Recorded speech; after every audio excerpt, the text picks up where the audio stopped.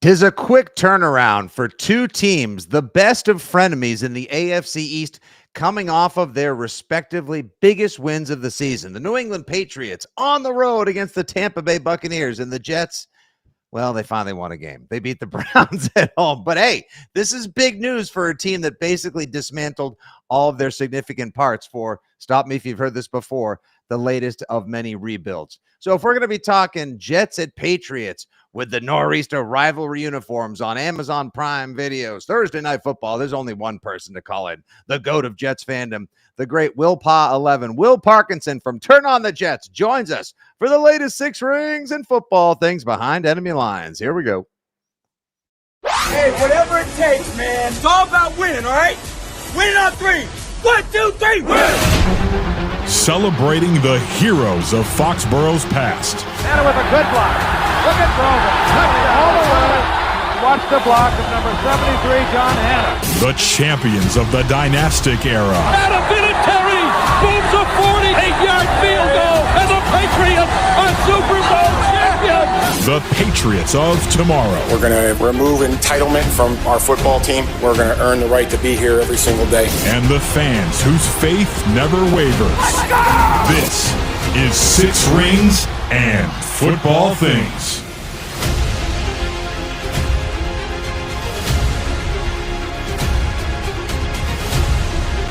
I think they went to the offseason and, man, they went in and got a lot of guys that can help them be successful.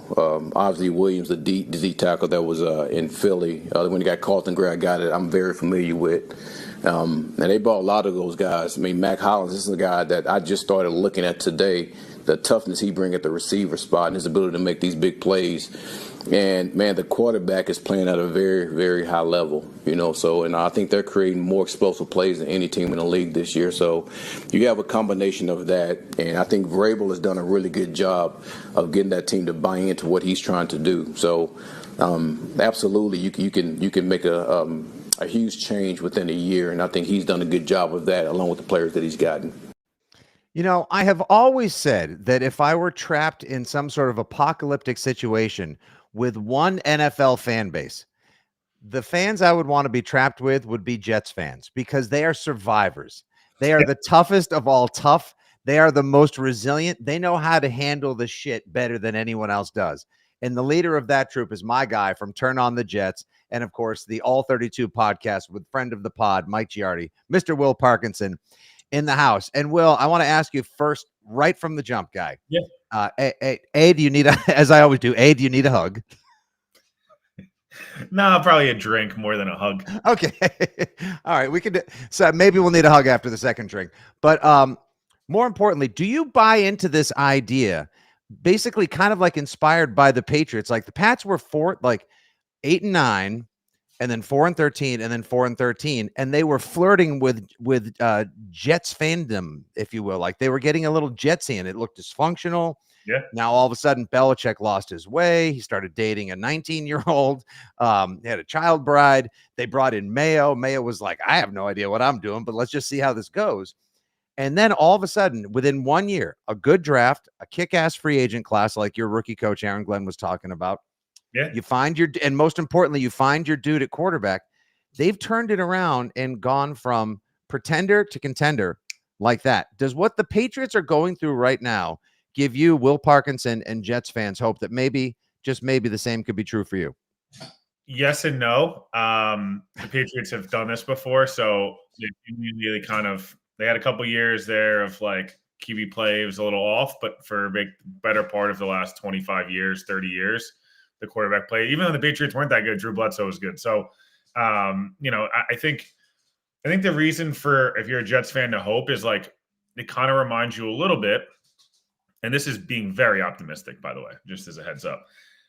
98 or 97 Parcells gets here. They're an abject disaster. He jettisons quite a few guys. They obviously, take Keyshawn number 1 overall in 96, and then 97 they trade back. They accumulate a bunch of picks. 98 they trade back again, accumulate a bunch more picks, and then in 2000 when they started to be really good, the Jets, people forget, were really good and frankly owned the Patriots for like a better part of a decade. And then obviously the Mo Lewis and, whatever. We obviously know that part of the story. Everyone just thinks back to that. Like the Jets did win that game and went to the playoffs, I think 6 of the 11 years and 3 times. The reason I point to this is the Jets traded Keyshawn Johnson in 2000 for 2 first-round picks. In that draft class, they had the 4 first-rounders with Parcells, moving upstairs as the GM.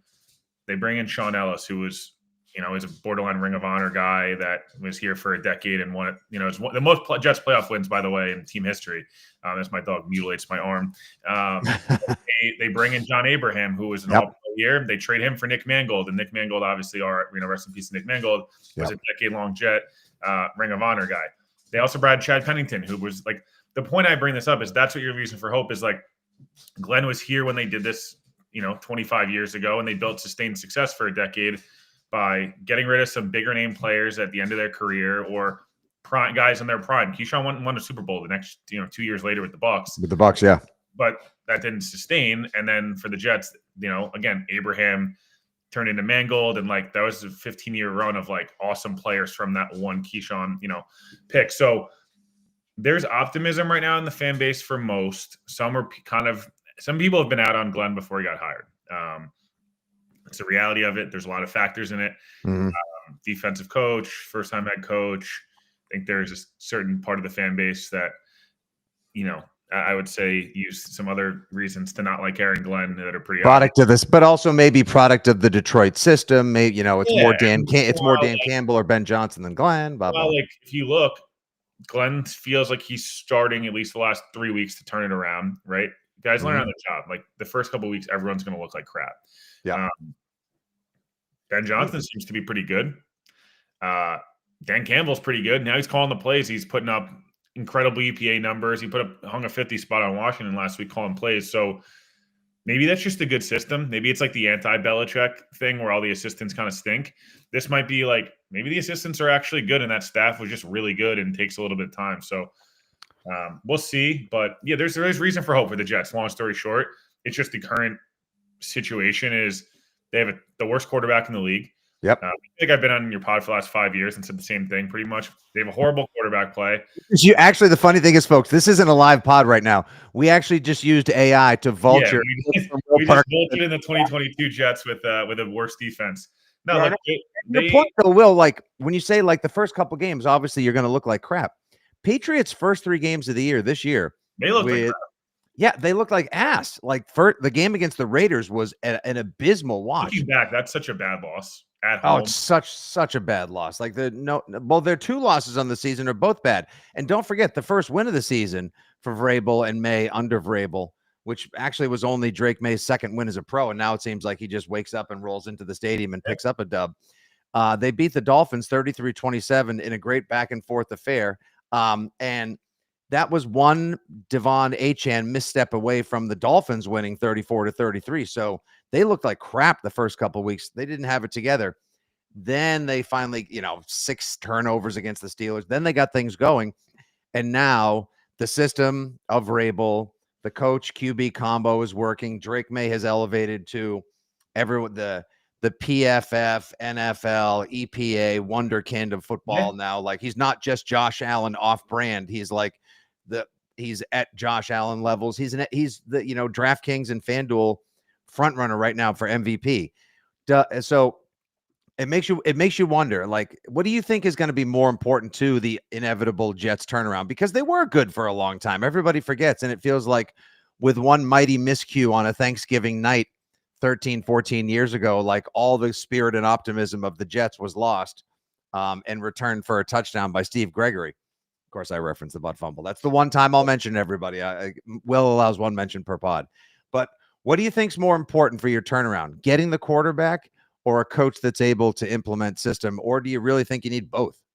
I think you need both. I think you need both for sustained success. I think you can get away with one or the other not being good enough long term, like in a short window. I think you've seen that with the Bengals where, I think Zach Taylor is a good designer of plays and can do a good job on offense, putting together an air attack, but like not a good enough head coach where, obviously when they've, the things align where Burrow is just a superstar that, 2021, I believe season, things work, right? Or, you look at Pittsburgh where you feel like you have the coach, even though Tomlin's very frustrating at times where like he's just so conservative, with fourth downs and different things like that. But like they haven't had the quarterback, but they've been able to have sustained success. Like I think building a culture, having a coach that can kind of have everything in place, generally speaking, can control everything, even really outside of the quarterback play.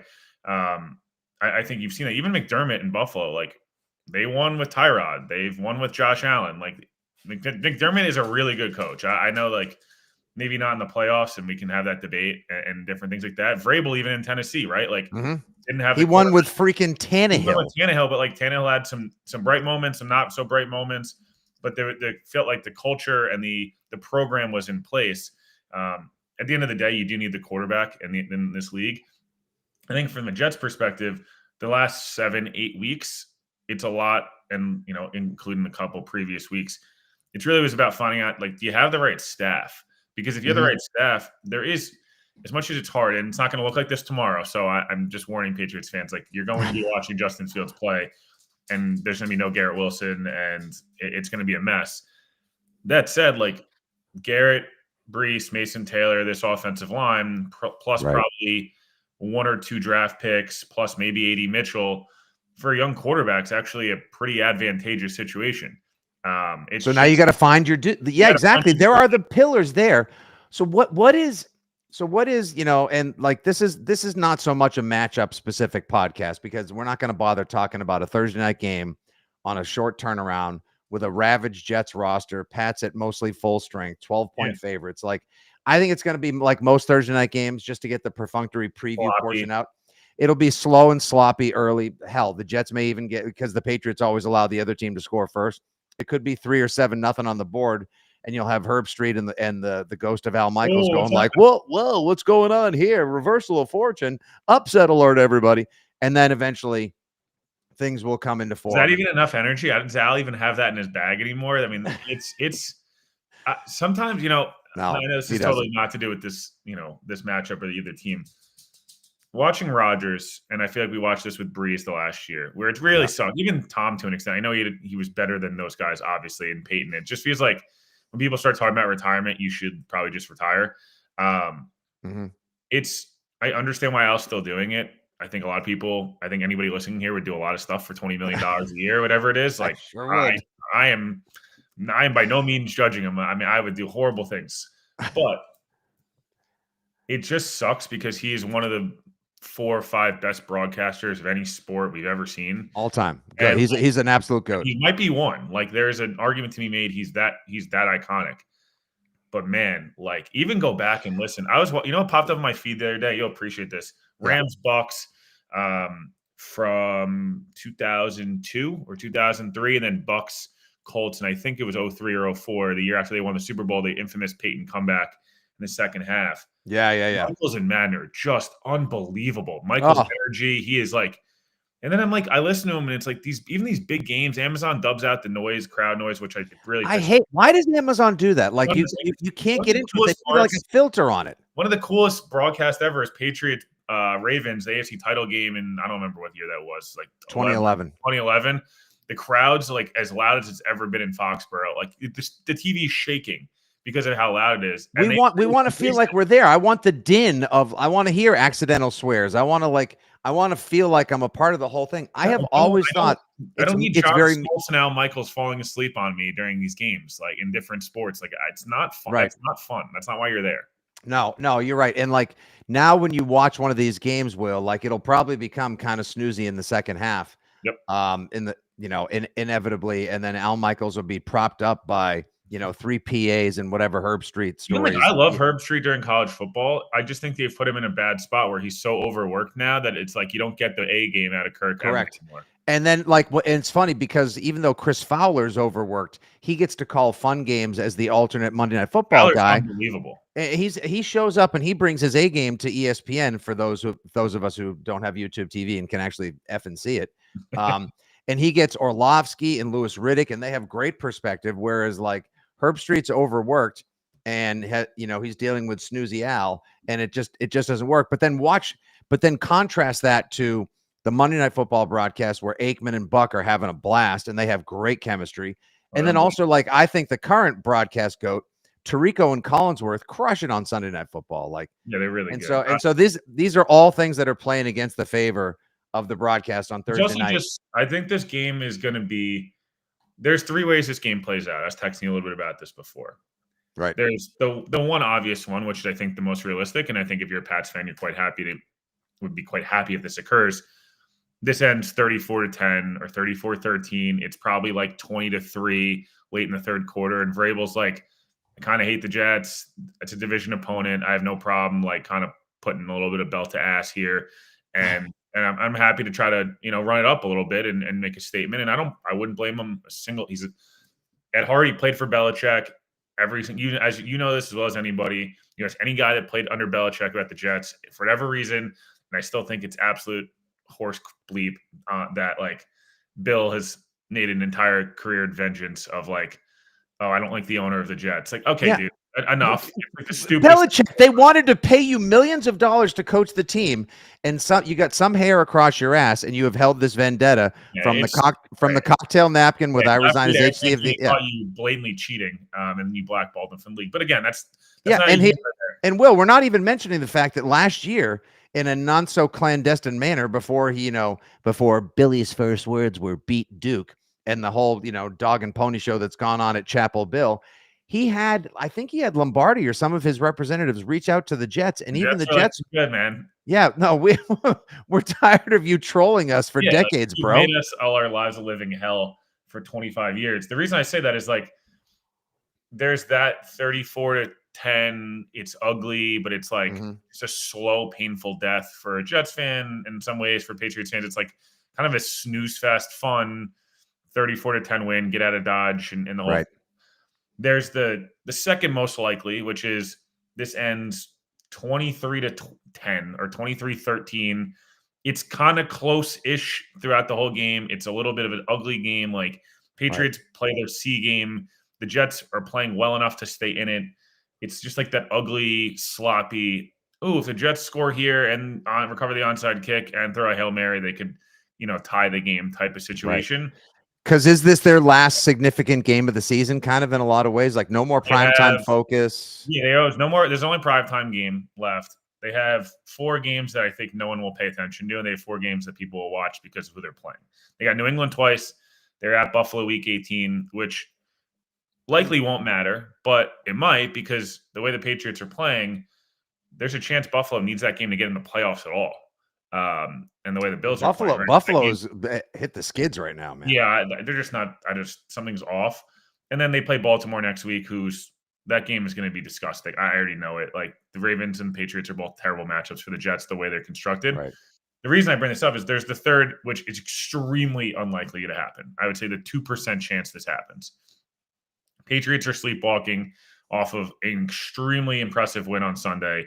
Mm-hmm. Drake May has one of those games where like the kind of playing with fire doesn't go well, and whatever, the Jets catch one and they force a fumble the way Atlanta did, and maybe it leads to 10 easy points or something like that. They give up a big play on special teams, and it's like, how is this game 17-16 in the fourth quarter? Like, what's going on here? And either the Patriots eke out a win or like the Jets have this miraculous win. I don't think that's going to happen, but that has to be at least a little bit of the possibility. Is a lot of these guys are new. They haven't really had any type of – we talked about the first 3 weeks. Once you start to get rolling, they haven't seen the Atlanta game, I guess you could say they were lucky to win because the Falcons don't have a kicker. But point being, like, Glenn didn't take the Patriots interview. He played in the AFC East the same way Vrabel did when, this rivalry was really good. Right. I don't know. Maybe there's a chance it's a good game. I just have a hard time finding how that happens. Yeah, and for the Jets, obviously you talk about like Breece Hall is hanging on. You don't even know if he's going to want to resign. He'd mentioned in trade rumors. Garrett Wilson's injured. You trade away 2 of your pillars, the guys that you were hoping you would base this entire rebuild around, with Sauce Gardner for 2 picks and Adonai Mitchell. Hopefully he can get maybe a guy like Aaron Glenn can teach him how to be an adult and get his head screwed on straight, because he's an off-field pain in the ass, but he's got significant on-field talent. Quinnen Williams, who I thought they would never move on from, because it like to find your your Philadelphia lineman, your Milton Williams, like these guys, they don't grow on trees. No. And when you find one, like that's to me, that's the centerpiece of a defense, and they're all gone. So you've got 10,000 picks. Hopefully you can find a corner, you find a defensive guy, but also what's happened for the Patriots in the last like 2 weeks, with the emergence and breakthrough respectively of Kyle Williams, who had a 72-yarder to the house Sunday, third round draft pick wide receiver. Looks like maybe they finally hit on a receiver. That's bad news for people. Diggs and Mac Hollins are playing tough as nails. And then Travion Henderson turning into a guy. Like, I was so hype on him coming out of the draft. There was a tweet that went viral the other day. Polymarket Football, who's usually pretty on with all of their stuff, they tweeted out, according to sources, Mike Vrabel is expected to feed Travion Henderson, quote, a big load Thursday night. To which everyone was like, "I'm sorry, he's gonna be." He's gonna what? Excuse me, he's gonna what? Excuse me, what now? You guys, there is an edit function that Elon Musk has put on the X platform now. Could have been phrased a bit better. But more importantly, like now, as the league tries to adjust to the Pats, now they've had new playmakers emerge. So it's like, oh, it's not all Ramondre. Oh, it's not all Diggs. Oh, it's not all Hunter Henry. This is what I think you guys hope to see happen over the next 2 years. Do you trust your front office enough to get it done? Because I think if you find a quarterback, great, and that's so difficult. And I think Aaron Glenn can be a good coach as well, but there are just so many layers that you guys need to get through, and you have to have a cornerback's memory about how these multiple myriad of miserable seasons have gone for you. Yeah, look, I think I'm trying to think of the best way I could the Patriots right now are in a situation where it does feel like anybody could beat you any given Sunday in terms of, it's Mac Hollins one day, it's Stephon Diggs one day, it's Kyle Williams, as you mentioned, it's Henderson, it's Ramondre, it's Hunter Henry, like it's just Drake on his own. It's the defense causing turnovers. It's just being out Vrabel out coaching you. Like, did I think going into the year, I thought they were more of an 8 or 9 win team? Like, I'm not gonna pretend like I didn't think. I thought they were an 8 or 9 win team. I thought Drake would be much better. I wasn't convinced he was going to be like. I don't think he was going to be an MVP candidate year one. And then because it is technically kind of year 1.5-ish for him, because he started like 10 games last year, but it was such a mess. That was like it was an extended preseason. Like this is his rookie year plus in a lot of ways. Yeah, in a lot of ways. Like I thought they'd be much better. I didn't think they'd be like the best team in the AFC and the odds-on favorite. I guess for me, I think the Patriots are an example, of like what the Jets, I guess, in a lot of ways are going to try to aspire to do. I think for me, I'm trying to think the right way I could phrase this. Like the Patriots to me still feel like they're a guy short of being able to go into Kansas City right now. And I'd feel great about picking them. But the good news is they also still have a ton of money, and they're going to have a ton of picks, and they're in a spot where they didn't really go in the all in move yet. They're still the AJ Brown thing. I'm sure is going to be all off season. I've already seen the whole Justin Jefferson, thing come up again, where there is the one more move for them. But Diggs has been a great addition. Me and Mike talked about it. We were like, can he be what he was last year? Which everyone was down on. He was really good last year before he got hurt. I don't know why. Yeah, he was. The whole thing. He's even been healthier, and it feels like that deal is actually going to be pretty team friendly.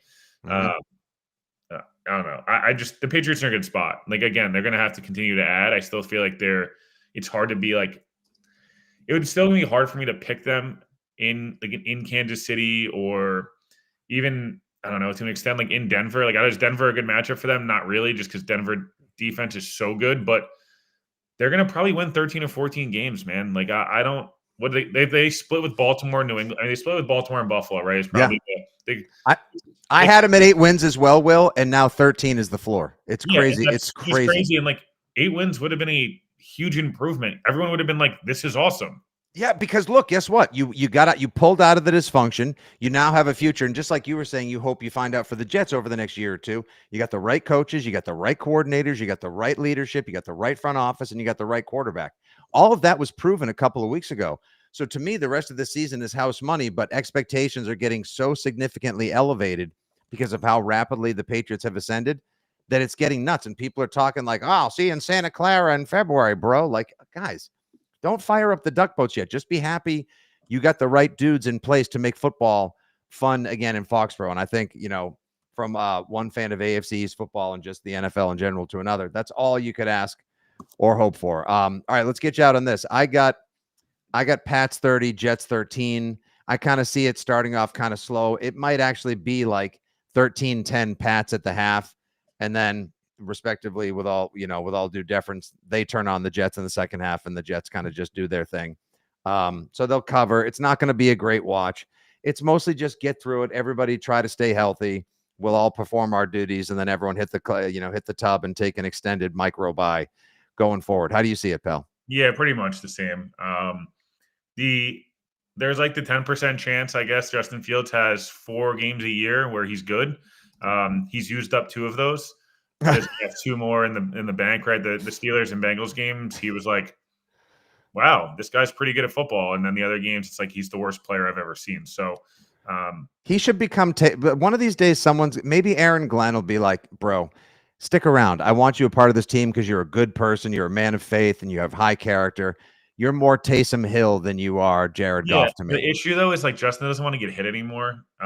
So he's taken a lot of shots in his career. Chicago obviously really like got him good in terms of like, the physicality of football. Kyle Ran always references the Browns-Bears game where he took like 11 sacks and it was just dying on the field. But there is this small chance Justin has one of those games where like he actually is a competent quarterback and he is using his legs. A couple years ago in Chicago, he had that Monday night game against New England in the rain where he was fantastic. It's very likely, though, that's not the case. I saw 31-16. Oh, that was the Zappy game. Jesus. Yeah, I mean, everything went sideways that night. Yeah. Shout out to Bill Belichick. Shout out to everybody's bestie. Although Jordan, what have you done? The Giants coach. And yeah. But I'm gonna go 34-16. I think it's gonna be one of those games where like at points it's close enough that it's watchable, but it feels like this game's probably much closer when they go up, when they go into MetLife, and the Jets probably kind of have that like, the Patriots can clinch the division today, and there's the whole storyline, and Glenn tried to get them up for that game.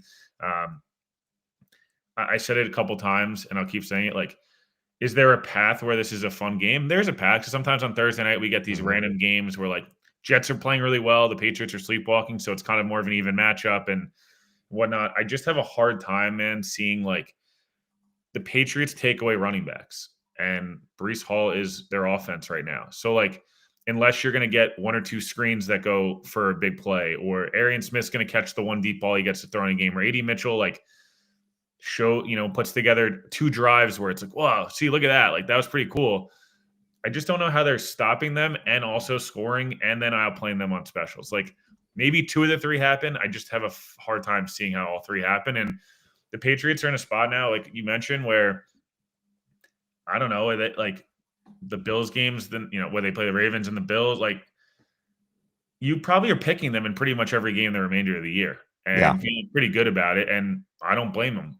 The Jets are probably in a path where they're going to finish 5-12, which is right around what their win total was expected. And they're going to go into the draft with 4 top 50 picks and $200 million in cap space and figure it out from there. And you can't, like, that's what becomes so important is like, just figure out like the rest of the season is like an advanced scouting combine to figure out like, okay, who wants to be part of the solution, not the problem. Glenn said 26 and 27. Glenn said it on the, in the locker room on Sunday. He was like, now that we can see who's bought in, it's about who stays in the remainder of the year. And like, part of me kind of loves the fact that Glenn came in.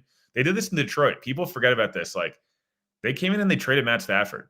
And I know Matt Stafford, but like that was not a popular decision to trade Matt Stafford for Jared Goff coming off pooping his pants in the Super Bowl. And then look at their 2021 draft. Amon-Ra and Sewell, right? Oh my God, they crushed it. And that's how it starts. And then eventually they traded Laporta. I mean, they traded Hawkinson in the division for multiple twos. They end up with that draft of Gibbs, Jack Campbell, Laporta, and there's somebody else I'm missing there. Brian Branch. It's like, and then eventually You end the season at 9-8 by beating Rodgers and keeping him out of the playoffs. Maybe that happens for you. 2 weeks earlier. Yeah, no, but it like you've been around so long, you're in it for that. So like, patience needs to be preached to Jets fandom, and in a strange way, I also kind of want to preach patience to Pats fandom. Like, it's guys, a little scary now. It's like well ahead of the curve. Like, relax. Like, don't stop making Super Bowl plans. You've got a nice, bright, long future, and it's fun to watch football again. And quite honestly, I hope it's fun to watch football again for you sometime soon because I like it like that. Yesterday, like, if I told you going into the year they lose in the divisional round in Kansas City 27-20, you would have been like, holy shit, what happened? Shit. Yeah, exactly. Like, it's now amazing. I almost feel like that's a disappointment based on, like, I think people will be disappointed, which I don't think they should be. They kind of are 2017 Yankees-ish. And I know people on a Red Sox, Patriots pod don't want to hear about the Yankees, but 2016, the Yankees were a joke. They traded everybody. They finished with a respectable, they finished 2 games over 500, so everyone freaked out. Yeah. But they traded everybody. They brought up some of the kids at the end of the year. And then 2017 was like, the expectations were, ooh, can you be a sneaky, like, can you be the last wild card team type of situation? And Judge obviously has, gets robbed the MVP, but has this breakout year similar to what Drake May had. A lot of the other young guys play well. And then all of a sudden they're in the ALCS Game 7, and it's like you're disappointed they didn't make the World Series when you're like, dude, we had an 82.5 over under, and we won 98. You're ahead of expectations. I know. God, biggest cheaters of the 21st century. It was like that almost kind of weirdly feel. I know I like to always make the inter sports comps, but like it almost feels where like the Patriots have been so good that it's almost hard to reel back in the excitement when I don't want people shouldn't. I get it. Like you want to enjoy. You never know, man. Like right. I know. At the same time, you never know when you might make it back. So make the most of the moment. But their inactivity at the trade deadline should also tell you that they know they're ahead of expectations and delivery. And to just stay the course, see how far this magical ride goes, and then continue to play it slow, steady, and rock solid from there. Folks, give him a follow at WillPaw11. He's my favorite Jets follow. Turn on the Jets for all the latest and greatest in Jets Nation as well. The All 32 podcast with our guy, Mike Giardi, as well. Thanks for some time, my guy. Enjoy the game tomorrow. Best of the rest of the season. And let's do home and away when the Patriots visit the Jetropolitans. I appreciate you always having me. And, hopefully, regardless of what happens, I hope we get at least exciting game tomorrow night that, it'll be worth the 3.5 hours of Michael's non-vegetable snooze fest. Exactly. If we get 90 plus minutes of reasonable entertainment, I'll consider it a win. Yeah. All right, folks, there you go. There is your Behind Enemy Lines Jets at Pats preview for Thursday Night Football on Amazon Snooze Prime. We will talk to you soon. We'll be back. I'll be on the post-game show right afterwards on WEEI, so make sure you stay locked in. Until then, and as always, God love Jets